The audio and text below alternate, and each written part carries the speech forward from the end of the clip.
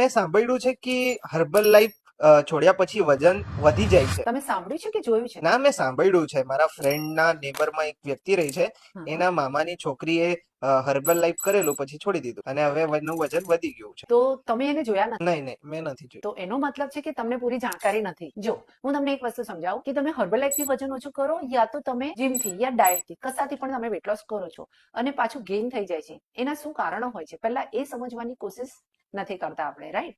જ્યારે તમે weight loss કરવા માટે સ્ટાર્ટ કરો છો ત્યારે તમે એક કોચના ગાઈડન્સથી ન્યુટ્રિશન રીતે તમે હર્બલાઇફની સાથે જોઈન કરો છો. કોચનું ગાઈડન્સ હોય છે, તમને ડાયટ ચાર્ટને તમે ફોલો કરો છો, તમે એક્સરસાઇઝ કરો છો, તમે ખાવા પીવામાં ધ્યાન રાખો છો, સુવાનો ટાઈમિંગ ધ્યાન રાખો છો, આ બધી જ વસ્તુને તમે ફોલો કરો છો. અને જ્યારે તમારું 2-5 કિલો વજન ઓછું થઈ જાય છે ત્યારે તમે તમારા કોચનો કનેક્શન છોડી દો છો અને હાઈ કેલરી ઇન્ટેક કરો છો, તો ડેફિનેટલી વજન વધવાનું છે. નીચે મારો નંબર આપ્યો છે.